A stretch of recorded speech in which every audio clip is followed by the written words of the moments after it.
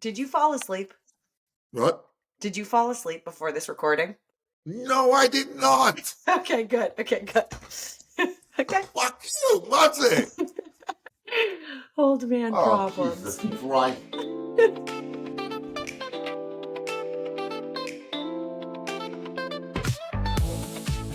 This is Okay. Heddy Benatar and my father, Professor Doron Benatar. This is our podcast, Life, History, and Everyday Bullshit, where we talk about history related to current events, and then we dive into some life advice. Abba, you changed your background. I changed my background. I feel safer with this background. Okay, great. It's That's the comforting. way I want to feel. Okay, great. Abba, you texted me and you were like, change of podcast topic. We must talk about the U.S. invading Gaza, which was your interpretation of the news conference that happened 5 minutes ago because we were recording on Tuesday, February 4th at 9 p.m. So, what happened, Abba? What do you want to say about it? What we saw was the most shocking behavior of an American president ever. The United States, according to what the President of the United States said today, is going to invade Gaza, expel the 2 million people who live there, and then develop it as a vacation spa on the Riviera. This is so reckless. This style of bullying and threatening with military intervention without careful preparation and command of the facts will destabilize the entire world. He's like a criminal who's taking over a criminal organization, and everybody's, too intimidated to do anything. Yeah, for a little while, I've wondered, first couple of weeks, everyone was saying we got to this agreement because of President Trump, that President Trump got us here. Then when President Trump started saying, okay, now we're going to just put some of the Palestinian refugees from Gaza in Egypt and in Jordan, like he just kind of said it like, whatever, it's going to happen, wave of the hand. And I was like, what's going to happen if they say no? And they've come out and said, no, that's not what we mean. Like, we're not going to take in Palestinian refugees, and that there's it's very important to the Palestinian narrative and Palestinian identity, this like fear of being kicked out of your home, being kicked out of your land. That's like a very foundational principle. So they continue to stay and consider themselves refugees, for this like incredibly long period of time. And I was just wondering, like, what's going to happen when somebody turns around and says no to President Trump? And the same thing has already happened with Saudi Arabia. Trump was like, oh, and we're going to have normalization relations between Israel and Saudi Arabia. They don't really care about a Palestinian state. And then Saudi Arabia already is like, that's not true. We do care about a Palestinian state. You know what? It's so interesting because I watched a New York Times video today that was like about people returning to their homes in Gaza and how sad it was. And they were like, it's really hell here. It's really awful here. And I'm just thinking to myself, like, oh, I don't think they meant for that to go there. When they said, oh, it's really hell here, I don't think they meant that, like, when Trump watches this video, he's got to save them by like having them leave. Yes. That's been the whole narrative. It's really hell here. It's horrible. We don't have anything. We don't have utilities. We don't have all this. And so Trump is like, oh, well, I will just help them because, it's not just from the Israel side. It's interesting how this like narrative attempt has like almost like, flipped. Right. Humanitarian. Yeah. Yes. But, but again, he is, just repeating what imperialists have been saying for hundreds of years, that, we know better, and we're going to, we will tell you, and we'll come and we'll save you from yourself.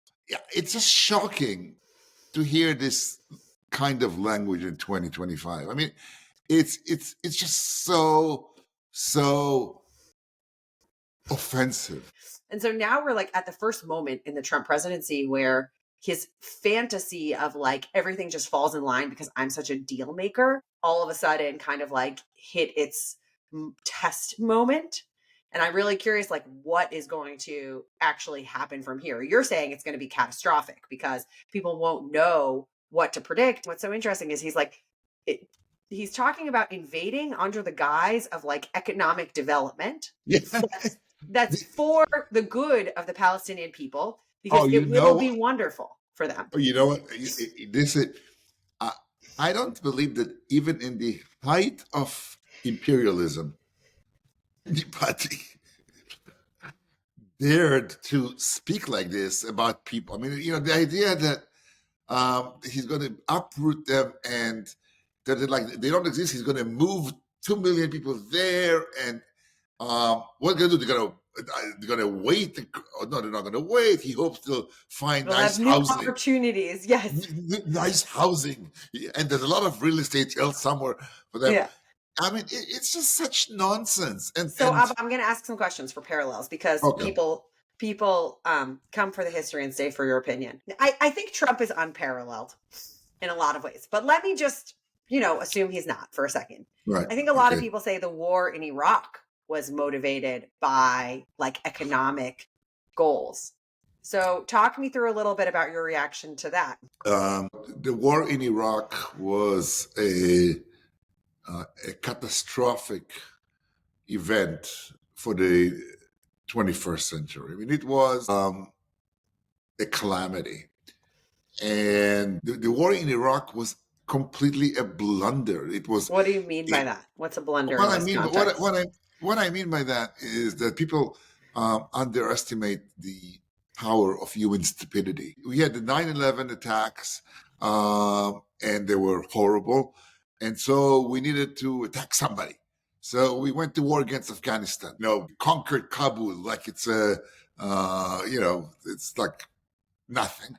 And the U.S. is still kind of revved up, and there's this story of Saddam Hussein and this idea that we cannot wait for another attack to happen because we have to be on top because we have to preempt it, and so we have to make sure that the quote unquote dangerous players in the world will not have WMD. And Weapons of mass destruction. yes, and so we put pressure, and we put pressure. Actually, it worked. Libya dismantled its WMD because the United States was at this particular moment like a wounded tiger. I mean, it's just like what happened in 9/11 was like what happened to Israelis on October 7th. I mean, it was just unbelievable. It was unbelievable.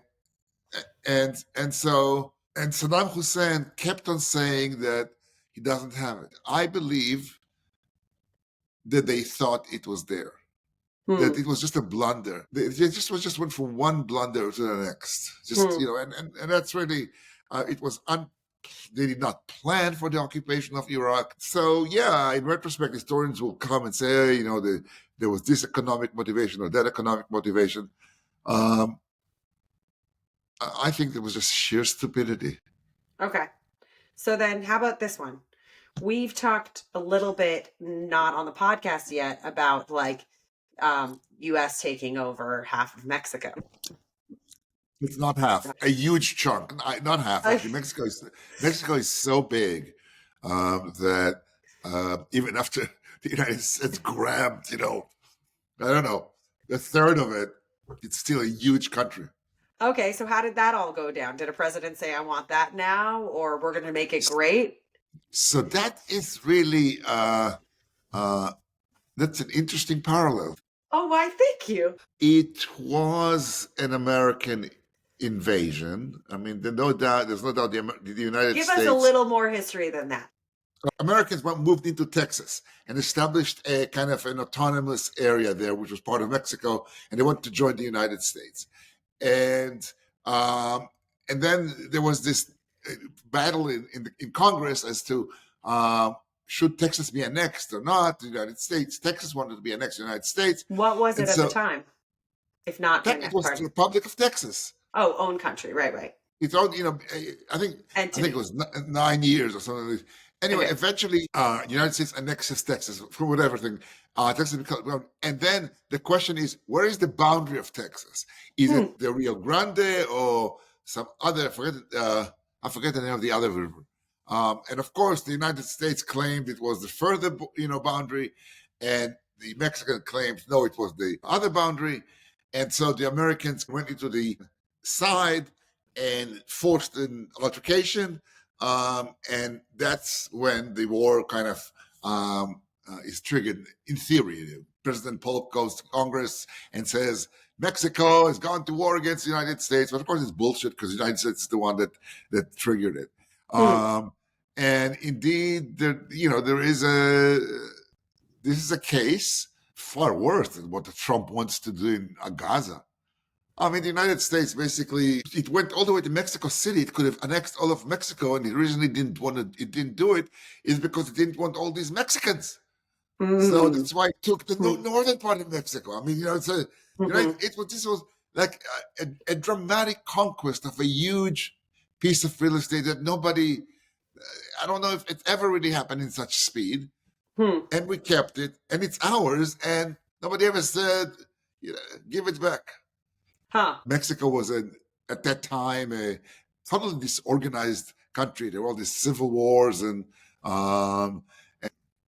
it was totally unstable. So they could establish a kind of an autonomous region for a little while. But if they hadn't joined the United States, ultimately Mexico would have been able to conquer them the way it conquered other regions that rebelled against the central government. So it's the American invasion of Mexico and conquest. It's as good as a imperialist ventures there ever been. It's a good one. The amazing thing is that we don't. Americans don't think about it as this crude land grab. I mean, not at all. No, it's for them. We were there, and then there was a war, and now we own, a third of Mexico, and we're gonna, develop it like the way Trump said. So, what do you think is going to happen with Israel and the Hamas-Israel ceasefire hostage release? I think that Netanyahu will do anything to stay in power, and therefore will torpedo the deal. Israel will go back to fighting in Gaza in a way that is meaningless, hitting this terror cell and that terror cell and that Hamas soldier. The hostages will remain in power.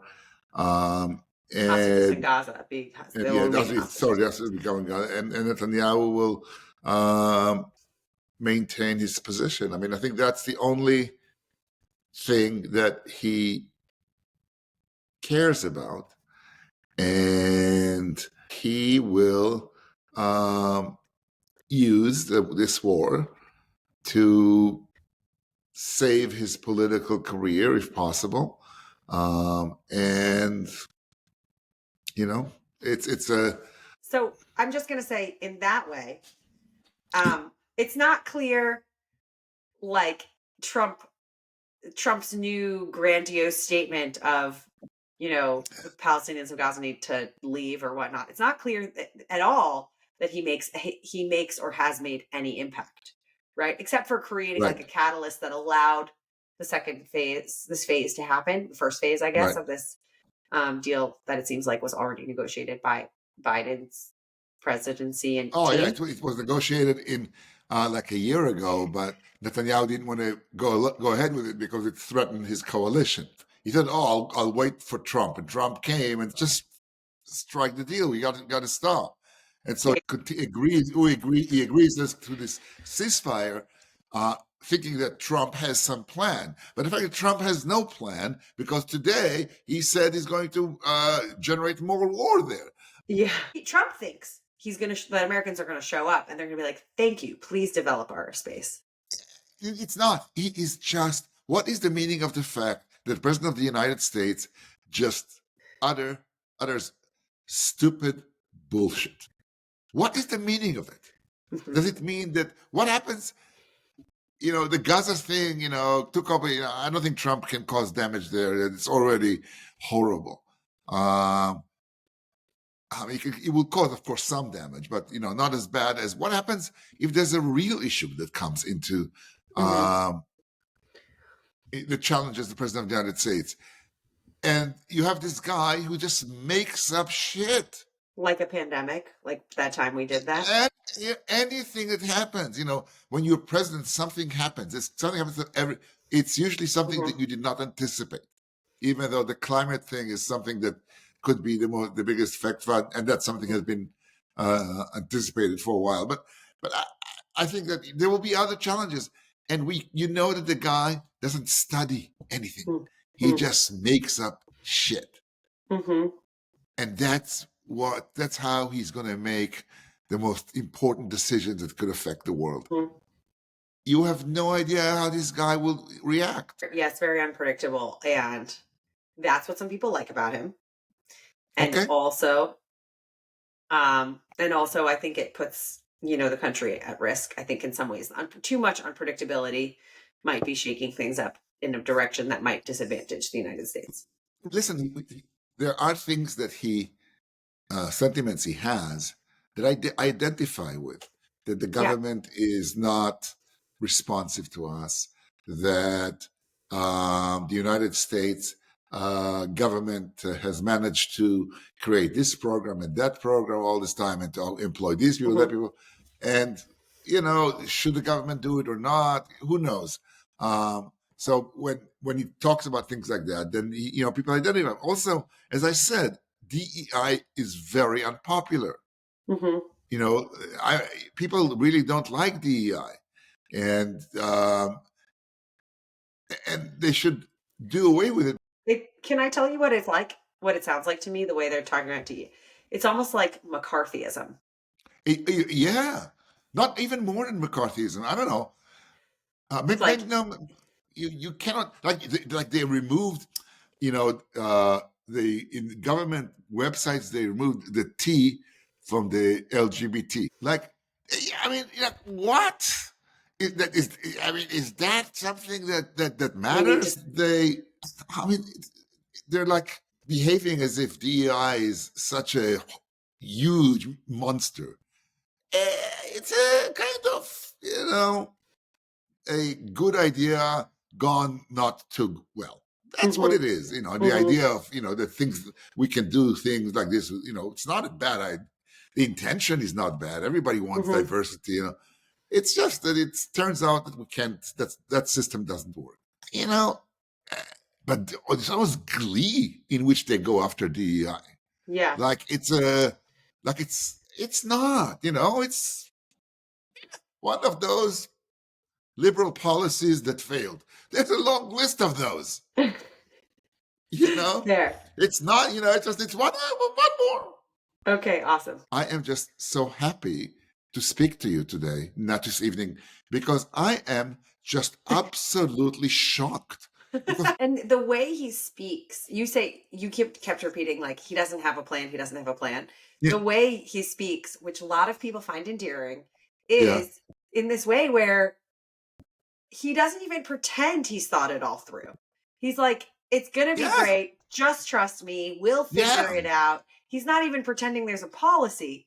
There's no plan. Yeah. But I'll say, The whole, I started to say earlier that, but I think one of the things that people feel about Trump is that he is convincible, right? That like you can convince him to your side. And so that's like, I think one of the interesting things about the negotiation experience with him. Like, I think, Netanyahu came in, yesterday, all we were hearing in the news was Trump wants the full deal to go through. He wants all the right. hostages out. And today he He comes out of the wants to news annex conference Gaza. for the United States, Yes. right? Not for Israel, Yes. So Oh my that is very God. convincible that To the craziest ideas. I that mean, if you can convince him that the United States should invade Gaza, and that's in America's but we interest, don't know that that's what happened. We don't know that like Netanyahu came in and said, "Here's what I think we should do," right? I agree. And yet, some people Right. are interested in this in this rule breaking. And I wonder if we Right, are really in this moment of norm breaking and rule breaking. And right, I don't know if this right. is the norm that's going to break. Maybe this one, is too much and it goes back to the mean, but there's some like appetite for it. There's some appetite for having crazy Yes, there is. ideas. And there's something to appreciate about that and appreciate that this is where America and the world Yeah, is right now.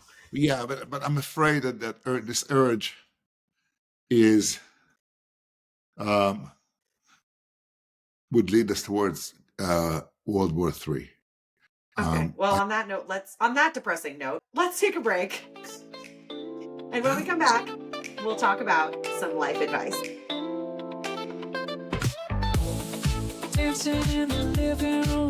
Okay. Okay. Here's the life advice question. One of our listeners asks, how do you talk to family members that have different political views than you? Whoa, that's not a fair question at all. It's really hard. It's really hard. What do you do? Um, it's we of course have a very beloved family member who supports Trump, and we cannot talk anything about politics in family events because he does, and if somebody does speak politics, it's like to provoke him, and so what do you do? Well, I have never persuaded anybody in any political debate. So you just have to accept. It's hard. You have to you have to accept and forgive, and maybe think that maybe well, at least with this family member who's obviously intelligent, you should at least consider the possibility that you may not be right. It's not. uh, it's really, but it's so hard. It's just so hard. So before the election, I asked him a, a few questions, just like again, he's intelligent. I want to understand. Obviously, uh, I'm a religious You want to Democrat. understand the perspective of someone that Yeah, has a different why? political view than you. Why? This Like person you love and respect, right? how do That's they right. have such different political views than you? Yes, yes. Yeah. And how can somebody of such intelligence support this guy? This And guy being Trump. yeah, Yeah. Mhm. and the answers he gave were so unsatisfying. Of course, I think I'm right. Actually, I know I'm right. I've never been not right. If I did, it would be a new feeling for me. And So, what is your advice to someone about how to have conversations with family members that disagree with? my advice is not to have them. We all say stupid things in one time or another, whereas family bond is real and something that I'm going to. It's like a tree that keeps on giving fruit. I mean, it's something that's with you for so so much of life and it's meaning. So they are politically wrong, as in our case. I mean, we just have to accept the fact we'll have to love him, even though he's just utterly 100% wrong. And it's not I that just want to call out, it's kind of silly how you call him wrong because most of America, America voted for an elected Trump, right? So wrong in what way? Like not wrong with the pulse of America. No, wrong for not listening to me. Oh, yes, yes, yes. Wrong for not listening to you. Okay, got it. I want to tell you a story here. Tell me a story. I wanted to educate Geva, the son of Heddy's cousin Israel. When you were going to a combat, select service in the army, I wanted to warn him not to do bad things to Palestinians and stuff like this. And I started sending him articles that were coming from Haaretz, and they were sort of critical of the army's behavior. And I sent a couple of articles that were very critical of Israeli occupation. And Sagid Michal simply ordered the kids to block me. And because they thought those articles were horrible. And they, and I lost a year of contact with Maya and Geva. And now that I saw them, and I very much feel that I'm such an idiot to have done it. What would you do? I like your suggestion of not talking about it. That's interesting.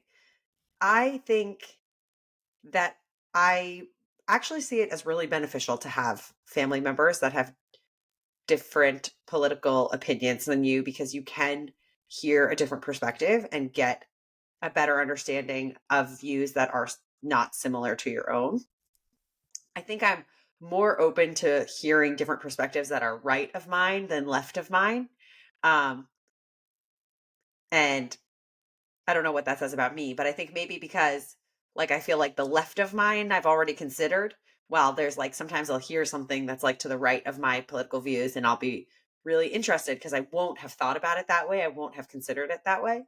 But I'm sure everyone has the different ways that they lean that they're more interested to hear. So I think if you are approaching it from a place of genuine curiosity, then it can be very enriching, because where else am I going to hear these perspectives in a real honest conversation? Because you can't have political conversations at work. You can't have, like, we're so engrossed in our own, venues for news, right? At least I am. So I think it's valuable to have family members that you can ask questions to, as long as you're actually genuinely approaching it from a place of curiosity and not trying to prove them right, prove them wrong, test it against your own ideas, but really just like listen to what they might have to say. Listen, you have to acknowledge, of course, the differences, and not be scared to mention things like this. But I think you should avoid debates. I mean, if you can certainly ask somebody to articulate their point of view. That's what I try to do. But if you're not satisfied, as I was not satisfied, you cannot argue with it. Right. You have to accept argument. You have to come purely from curiosity. You cannot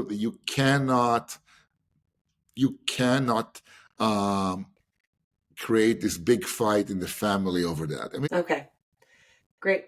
Abba, thank you so much for talking to me tonight. Thank you for listening to our podcast.